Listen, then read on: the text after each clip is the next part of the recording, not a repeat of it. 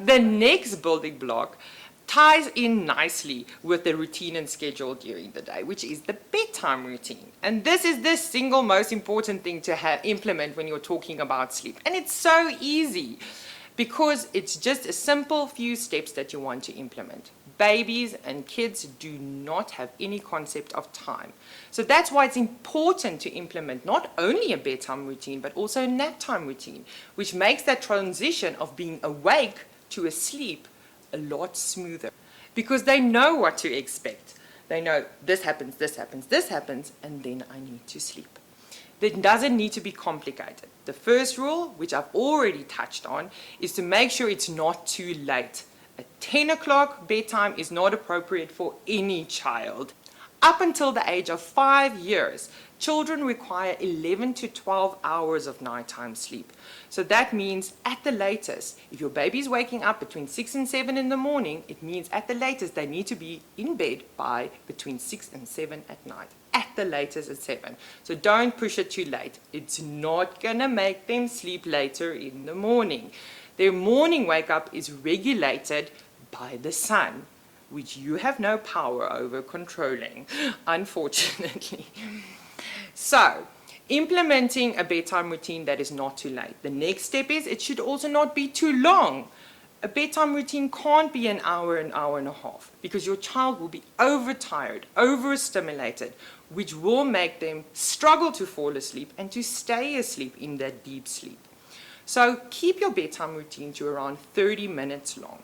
This will help them to transition a little bit quicker into that sleep stage, because the temperature change that is triggered by bathing your child actually helps the trigger of melatonin. And within 30 minutes, those levels of melatonin are at their peak, and then they start going down for the night, meaning that your child has the most melatonin 30 minutes after they've bathed to actually help them to fall asleep. So bath is a nice thing to include as part of a bedtime routine, but don't fuss. If your child doesn't like bathing, it actually can make it worse. You can bath your child, especially newborns, in the morning. That's absolutely fine, but you can still have that trigger change later, or that temperature change later, by just wiping your baby with a warm cloth, wiping their face or wiping their feet to create that temperature change, which simulates day and night, the heat from day and the coolness of night, which then triggers the melatonin. Please don't expect them to have that trigger change any time of the day. It's not going to happen, because there's other factors that also play a role. So don't bath your child in the middle of the night. It's not going to help with melatonin production. The last thing with regards to a bedtime routine to keep in mind is that you want to follow consistent steps. This happens, this happens, this happens, and then I need to sleep. And these things are easy. Like I said already, include a bath, and then maybe under 6 months you can include a feed. After 6 months, you want this feed to be before bath time, to also get that feeding and sleeping association even more away from each other. So it's going to include a bath, you're going to feed your child, and then include something like reading a story. I'm not crazy. Little babies don't, of course, need to listen to a whole story. I'm talking about those nice hardcover books, and you're going to be like, here's a cow, moo. Here's a sheep, meh. And that's about it. But this is a fantastic opportunity for both parents to be part of the bedtime routine and not make it only the responsibility of one of the parents. And this is a fantastic bonding opportunity. Of course, this can also be singing a song to your little one and having that special bonding time as part of your bedtime routine, because it needs to be special, especially if you're working the whole day and this is the only opportunity to spend time with your child. Make it a nice one and an undistracted one. Don't be on your phone doing other things. Spend that 30 minutes with your little one. And this is important, especially with toddlers. Once you have completed this story or this song, you're going to put your child in their cot, awake, to let them drift off slowly to sleep. The next very important, easy building block to implement is the environment. When we talk about environment, the first and foremost important thing to keep in mind is safety. So whenever you're choosing something where your child sleeps, it needs to be safe, because you are leaving your baby in their most vulnerable state, which is sleeping. So you want them to be safe while they're doing this. A baby's cot area needs to be completely clear. There doesn't need to be cot bumpers, pillows, or blankets. Only a firm mattress that fits nicely into the cot or firmly into the cot, and a fitted sheet over it. Make sure that the mattress has holes in it so that it's breathable to let the air flow through. That means rather keep away those mattress protectors that don't encourage the airflow. The next thing is once your baby is older than 5 months, you need to start moving the cot to a lower level. Bassinets and co-sleepers are no longer a safe space for your baby. Once they are older than 5 months, once they can sit up, they can look over the side, and they're top heavy, so they can fall out. So move the cot down, and if you want to continue co-sleeping, put them in a cot rather right next to your bed to ensure that you still have your space. And a safe space for that matter. The cot is also a sleeping area, not a playing area. So please remove all mobiles and all toys from the cot. You don't want your baby to wake up in the middle of the night and be like, party time. It's not party time, it's sleeping time. A very easy thing to also implement is to put off the light. Yes, babies spend about 1/3 of their night in light sleep, and this light sleep actually makes them open their eyes. And if their eyes are open and they see a light, they're going to be like, party time. No, it's not. We want them, if they open their eyes, be like, oh, it's still dark. Let me continue sleeping. And that's what so put off all lights. Of course, you are allowed to put on a night light if you're feeding. You don't want to put the bottle or your nipple in their eye.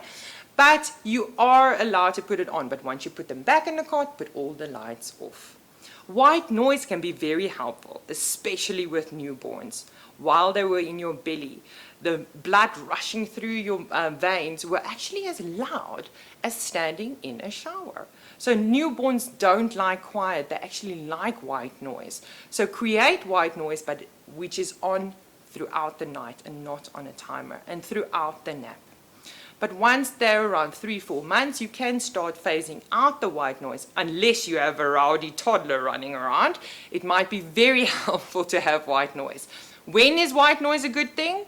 When people come over and they go like, shh, then rather get white noise. It's much easier for all of you.